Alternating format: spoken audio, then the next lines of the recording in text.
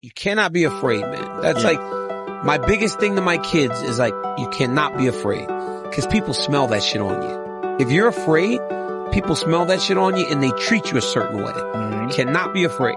Well, it happens small until it happens big.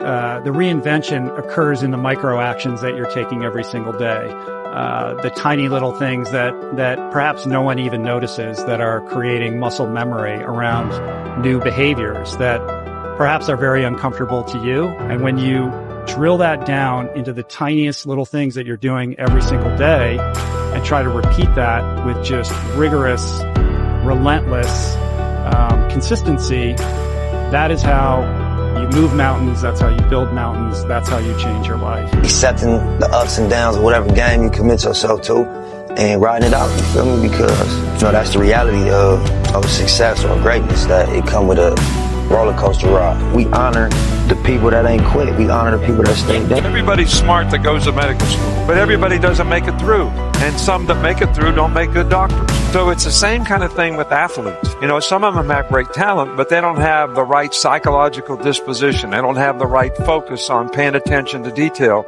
And I think when people are process oriented and they define, this is what I want and this is what I need to do it, and then they have the discipline to execute it, that's when you get a talented player who becomes a great player.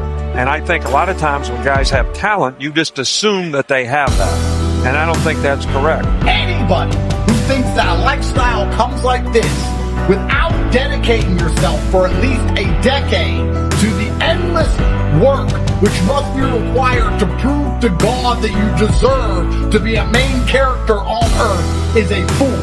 God is sitting there waiting for somebody to put their hand up and say, look, I work harder than the others. Look, I've tried harder than everyone else. I worked on the days I was sick. I worked on the days I was tired. I dedicated myself and did exactly what you wanted me to do. Please bless me with the best possible existence any man on earth could have. It took guts, it took an attitude. That's all it takes. That's all it takes to be successful is an attitude. And that's what our coach told us. He said, hey, it's going to be tough. It's going to be hard. You're going to go out there. You're going to battle. You're going to fight. And we believe that. We truly did. And it's an awesome feeling. It's an awesome feeling when you truly believe that you're going to be successful. Regardless of the situation, regardless of the scoreboard, you're going to be successful because you put in all the time, all the effort, all the hard work, and you know that it's going to pay off. You can do anything you put your mind to. Never give up on your dreams. Keep smiling no matter what you're going through. If you fall down, just get up. If you can't get up, God's there. Hey, I'm there. One of the things I've learned growing up in church is God will never give you more than you can bear. All right? That don't mean you're not going to fail.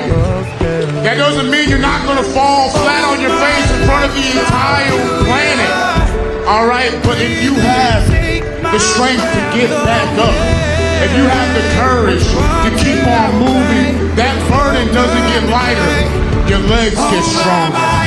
All right, your back gets bigger. Your shoulders get more broad. Your resolve gets more grounded. The burden doesn't get lighter. You get better. And I stand before you today a better man.